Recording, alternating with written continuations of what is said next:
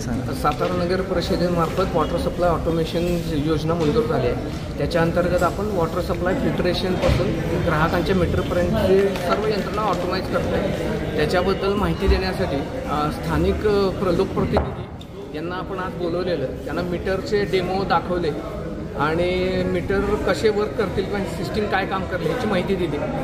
माझी सर्व सातारकरांना विनंती आहे, ज्या भागामध्ये नगर परिषद पाणीपुरवठा करतं त्याच्यामध्ये हे येत्या वर्षभराच्या काळात हे मीटर बसणार आहेत आणि हे मीटर सुरक्षित आहेत.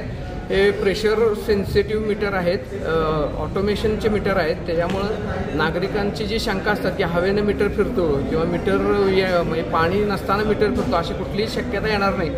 आणि आपल्याला आज जे मीटर नसतानाचं पाणीपट्टी येते तर सर्वसाधारण जो पाणी वापर नागरिकांचा होतो तर त्यांना तेवढंच पाण्याचं बिल येईल ह्याची नगर परिषद दक्षता घेणार आहे. वाढीव मीटर पाण्याची बिलं ह्या मीटरमुळे येणार नाहीत याची आम्ही काळजी घेतली.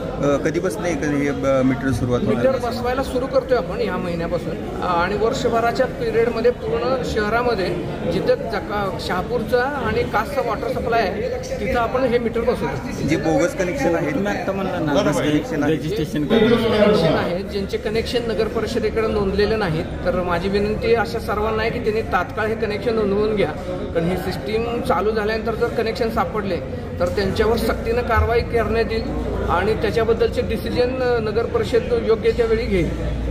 तर साधारण 21,000 कन्झ्युमर मीटर लागणार आहेत. ते सोडून टाक्यांचे मीटर, फिल्ट्रेशन टँकचे मीटर असे सगळ्याच ठिकाणचे मीटर लागणार आहेत. साधारण एकूण मीटरची संख्या आपल्याकडे 22,000 आहे. त्यातले 21,000 ग्राहकांचे मीटर आहेत. ग्राहकांना डिपॉझिट कसं ह्यांना ग्राहकांना मीटरचा कुठलाही खर्च नाही आहे. त्यांना डिपॉझिट भरायला लागणार नाही किंवा मीटरचे चार्जेससुद्धा बिलामध्ये ॲड नसणार आहेत. हे नगर परिषदेमार्फत आणि केंद्र सरकार राज्य सरकारच्या अमृत योजनेमधूनच मीटर बसले आहेत. त्यामुळे त्याचा वेगळा चार्ज कुठला ग्राहकांना नागरिकांना द्यायला लागणार नाही.